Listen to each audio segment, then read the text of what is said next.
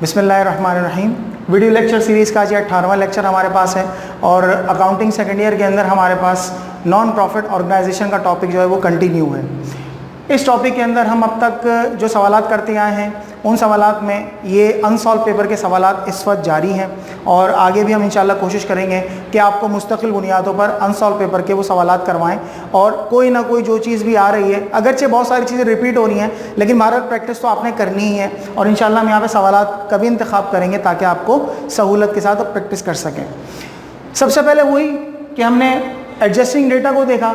Adjusting data में हमने देखा कि सब्सक्रिप्शन के जो है उन्होंने फिगर्स दी हुई हैं, तो अक्रूड सब्सक्रिप्शन भी है, रिसीव इन एडवांस भी है। तो हमने क्या करा, एक छोटा सा कंप्यूटेशन कर लिया।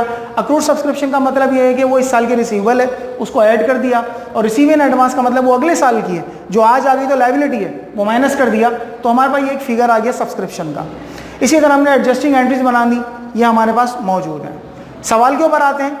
एक्सपेंडिचर के अंदर रिसीट एंड पेमेंट साइड पर लाजमन जो पेमेंट साइड होती है आमतौर पर वहाँ पर एक्सपेंसेस होते हैं, और जो रिसीविंग साइड होती है वहाँ पर इनकम मौजूद होती है। वो हमें खुद तलाश करनी होती है क्योंकि कैश बुक के अंदर बहुत सारी चीज़ें शामिल होती हैं। तो हमने सैलरी एक्सपेंस, रिपेयर मेंटेनेंस और यूटिलिटी और डेप्रिसिएशन को यहाँ पर कैलकुलेट कर लिया।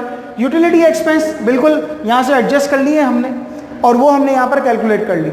सब्सक्रिप्शन की कैलकुलेशन हमने यहाँ से कैलकुलेट करके लिखी है, और इसी तरह रेंट रेवेन्यू भी हमारे पास 60,000 माइनस 10,000, तो ये 50,000 का रेंट रेवेन्यू भी हमारे पास आ गया।